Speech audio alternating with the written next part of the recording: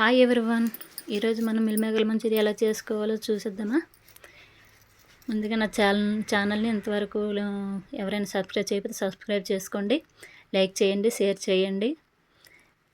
ముందుగా మిల్మేకర్ని వాటర్లో వేసుకొని ఒక 5 minutes నానబెట్టిన తర్వాత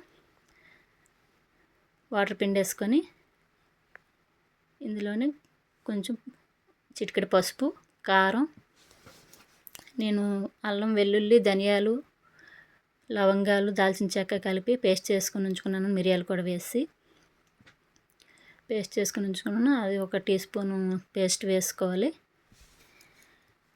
ఈ మిల్ మేకర్స్ ఏంటంటే థైరాయిడ్ ఉన్న వాళ్ళకి మనం అవాయిడ్ చేయడం మంచిదండి. థైరాయిడ్ ఉన్నవాళ్ళు థైరాయిడ్ని పెంచే అవకాశం ఉంటుంది ఇవి, కాబట్టి థైరాయిడ్ ఉన్నవాళ్ళు అవాయిడ్ చేయడం మంచిది. ఇందులోనే సరిపడినంత సాల్టు, కారం, 3 టేబుల్ స్పూన్ల శనగపిండి వేసుకొని బాగా కలుపుకోవాలి.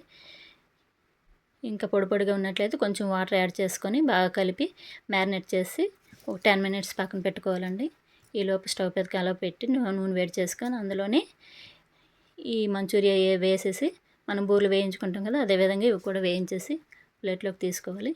ఈలోపు పచ్చిమిర్చి,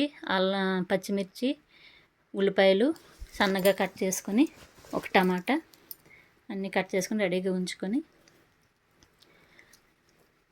వేయించేసిన తర్వాత వేరే కళాయి పెట్టుకొని అందులో కొద్దిగా ఆయిల్ వేసి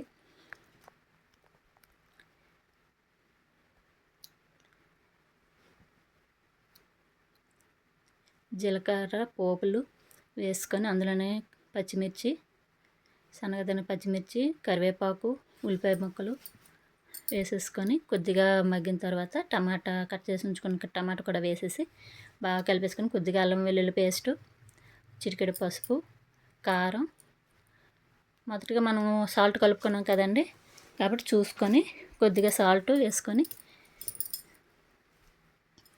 చివరిగా మా ఇంట్లో కొత్తిమీర లేదంటే కొత్తిమీర వేయలేదు, కొత్తిమీర వేసి సర్వ్ చేసుకోవడం అండి. రెడీ అయిపోయింది. చాలా టేస్టీగా వచ్చిందండి. మీరు ట్రై చేసి చూడండి. మళ్ళీ చెప్తున్నాను, లైక్ చేయండి, షేర్ చేయండి. Thank you.